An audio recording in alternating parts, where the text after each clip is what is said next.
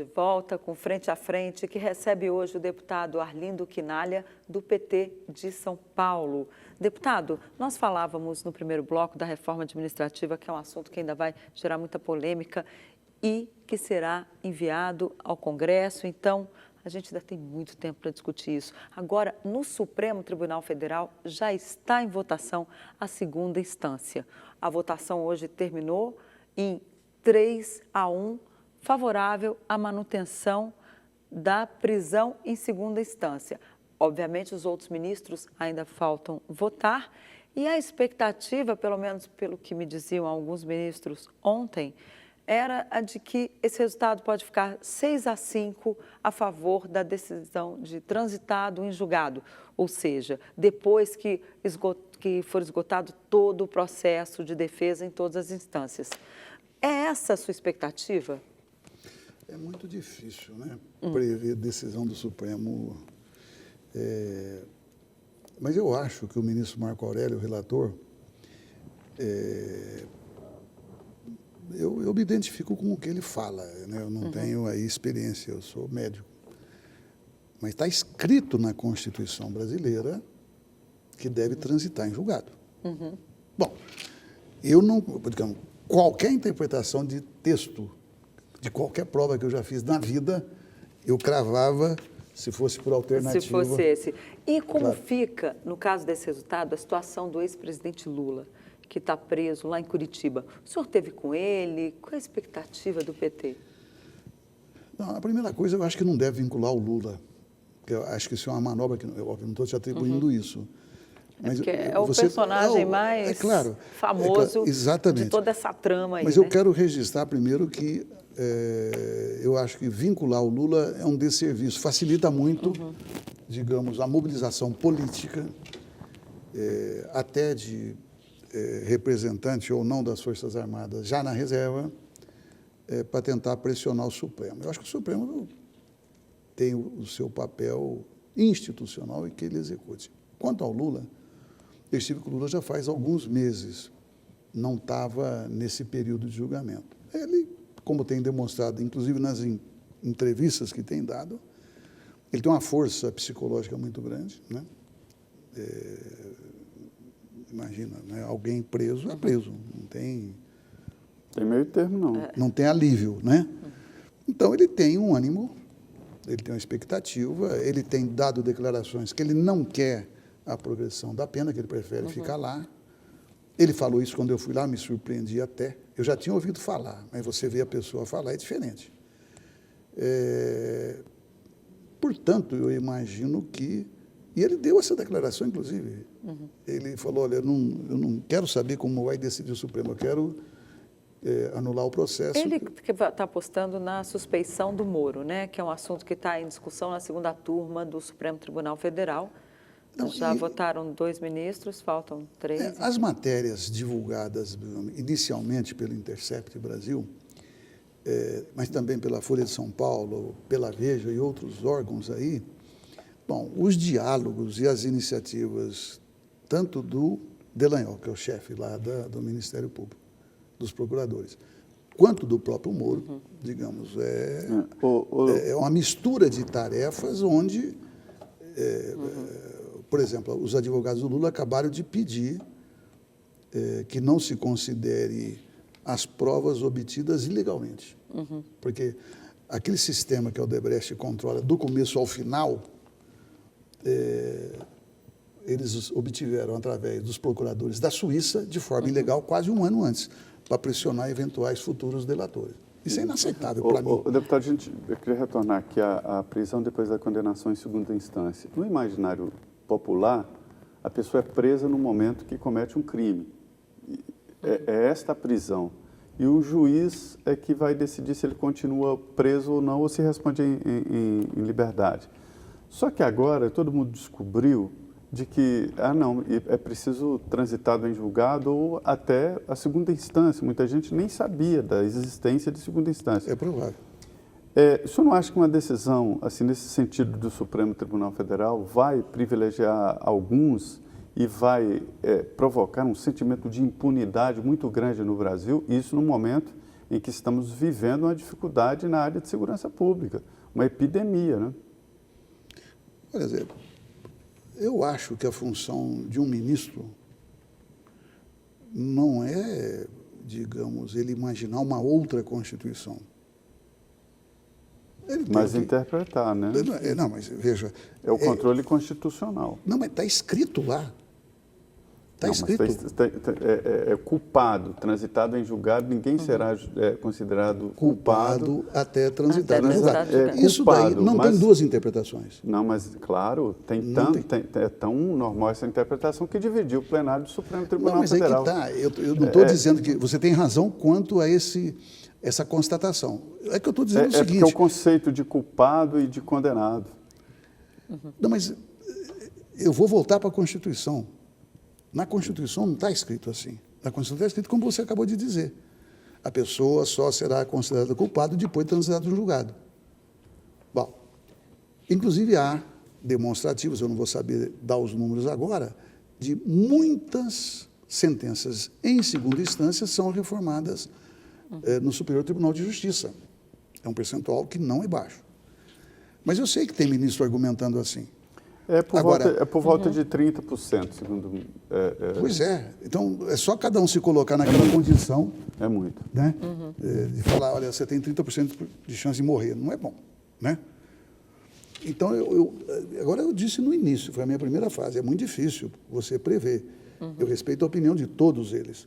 Agora, eu repito, a interpretação literal é uma. Agora, se você começar a se dar a liberdade de reinterpretar, aí caberia ao Congresso Nacional poder até concluir. Olha, esta Constituição de 88 já não corresponde mais à realidade brasileira. É uma tese. Bom, vamos ver se corresponde ou não.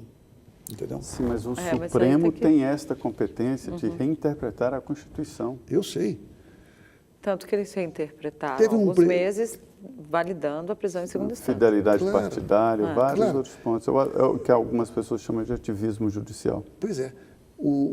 Certa feita, quando eu era presidente da Câmara, durante um período, o ministro Gilmar Mendes era o presidente do Supremo.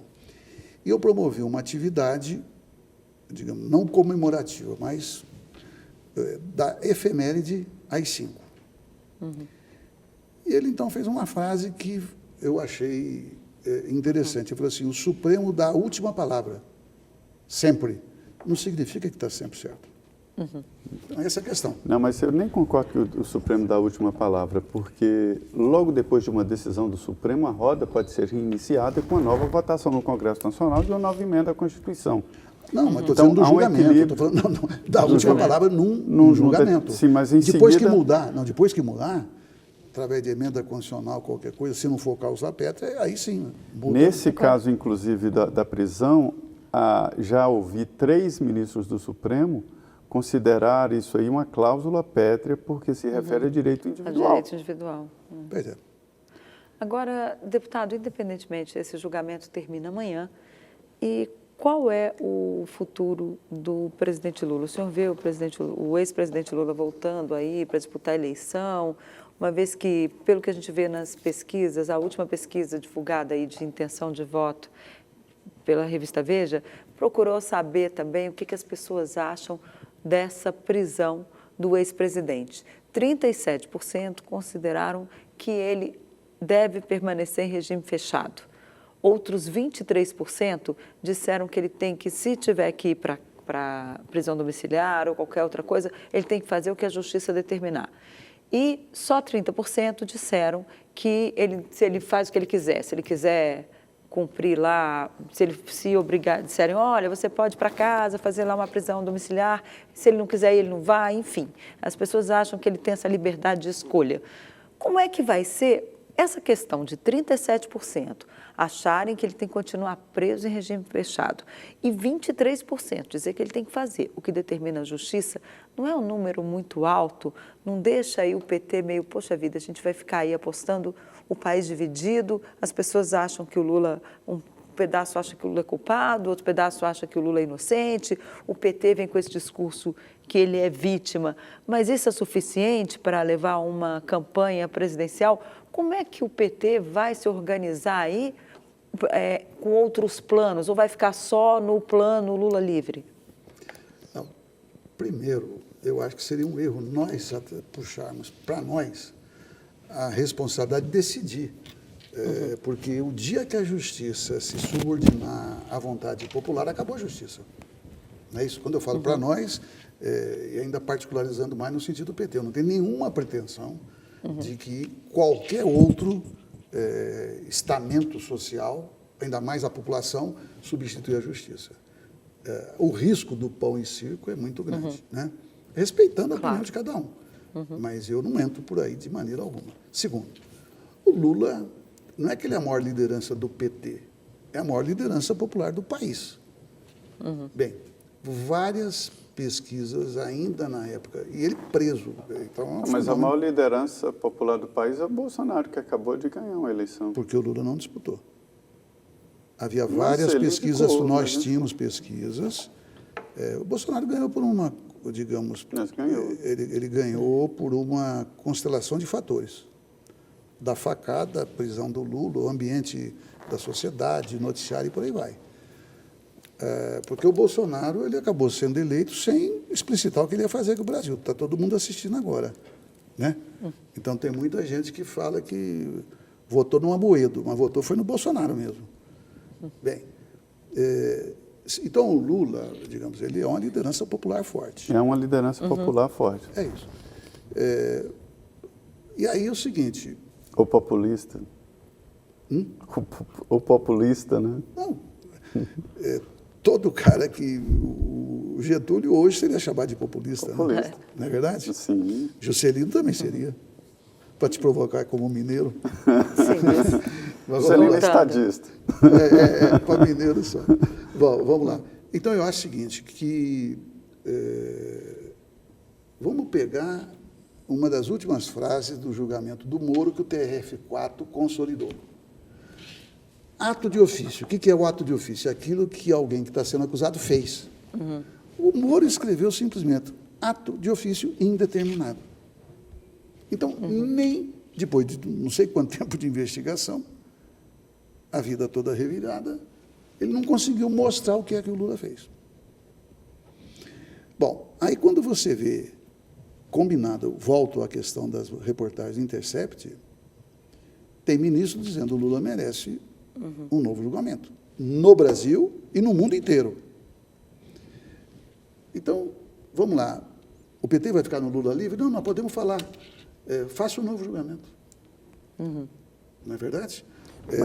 O que está se tentando via o HC, o habeas corpus, que pede a suspeição do ministro Sérgio Moro, claro, enquanto juiz lá da Lava Jato que condenou claro, o ex-presidente na primeira instância. Claro. E, com as reportagens vazadas, os ministros ou ministras do Supremo perceberam como é que eles são tratados, inclusive pela Lava Jato. Isso não é pouco.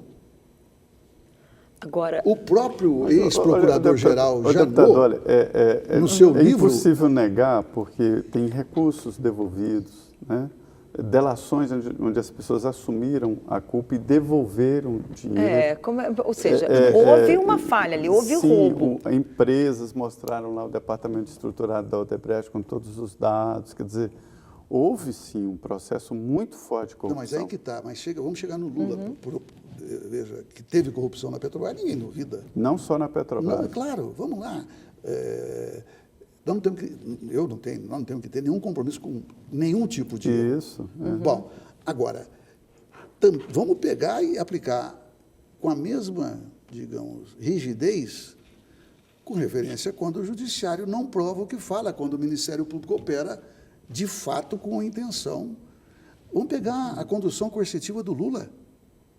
A condução coercitiva só pode acontecer quando a justiça procura a pessoa e ela não aparece. E ela não aparece, se recusa a depor. Isso não foi feito. Não, então, mas foi um jeito ali Qual é a sua opinião da Lava Jato? Qual é a sua impressão do que aconteceu? Olha, começou, ao que parece, com aquele doleiro que o Moro anistiou no Banestado. Alberto Youssef. O Alberto Youssef. Você fez parte do CPI do Banestado? Não. E naquela operação, o Moro, digamos, acreditou no Youssef, não foi punido, eliminou os concorrentes, ele ficou o doleiro quase que sozinho durante muitos anos. Voltou a operar, né? E agora volta a fazer delação e é tratado com excelência, não é isso? Então, até na minha família, quando começou essa coisa de delação premiada, eu achava que aquilo ali, digamos, meu filho, advogado, defendeu, para mim. Não, é uma forma de você, digamos, pegar um crime maior, você perdoa um crime menor. Mas eu acho que acaba havendo vítimas indevidas. E não tem preço, é só você se colocar na função da vítima. Quanto à Odebrecht, ela formou 2 bunkers. Uma lei promulgada no PT, durante o governo PT. Durante o governo PT. A Odebrecht fez 2 bunkers, um em Brasília e outro em São Paulo. Combinaram toda a delação, 70 delações. Agora, deputado, o PT estava de inocente nessa história? Como é que é? O PT estava de inocente nessa história? Dá, né? O PT, como é que o partido que governava o país, com essa roubalheira toda, e estava de inocente nessa história? Não teve culpados do PT, na sua avaliação? O partido governando o país, veja, até parece razoável. Quem governa é o governo. Não, quem governa é o governo. Mas o governo era do PT, não é o em parceria com o MDB. Né? Eram os dois que... Não só. Fazia parte do governo o PT, PMDB, PTB, PP e vários outros partidos. Bom, mas o governo da época estava de inocente nessa história? Então, vou te lembrar, porque vocês são muito atentos, eu era líder do governo Lula. E quando o Roberto Jefferson fez a denúncia do tal do mensalão, eu saí da Câmara, fui lá na sede do PTB, na Asa Norte, e procurei o Roberto Jefferson. Ele era líder do PTB, eu era líder do governo. Era sócio do governo, tinha ministros e tal. Bom, aí eu falei, mas Roberto Jefferson, que loucura é essa? Não dá para você explicar melhor e tal? Ele falou da tribuna, ele mudou um pouquinho e falou assim, o Arlindo Quinalha foi lá, me procurou, falou se não dava para matar no peito, e eu disse que não e tal, mas ele não me acusou. Ele nunca me acusou, nem ele, nem ninguém. Verdade. Bom, então, eu creio que você fala assim, bom, houve corrupção no governo? Houve. Teve gente do PT que participou? Eu não posso te falar que teve. Se você falar, você garante que não teve? Eu também não posso garantir. Porque eu não sabia. E eu era líder do governo. Eu fui o presidente da Câmara. Eu estou dizendo de mim para não dizer de outros. Então, eu prefiro, então, que as coisas sejam, digamos, conduzidas de forma correta, porque não há essa segurança hoje. Então, eu não estou falando de mim, mas vamos pegar os bolsonaristas. Eles detonam o Supremo. Detonam o Supremo, ou não? Sim. A ponto do filho, de um dos filhos falar, não, um cabo e um soldado fecha o Supremo. Não precisava nem do Jeep. Significa o quê? Que a percepção popular, com tudo aquilo que um ou outro possa ter feito enquanto componente do judiciário, não tem hoje a confiança popular. Algo vai muito errado. Muito bem.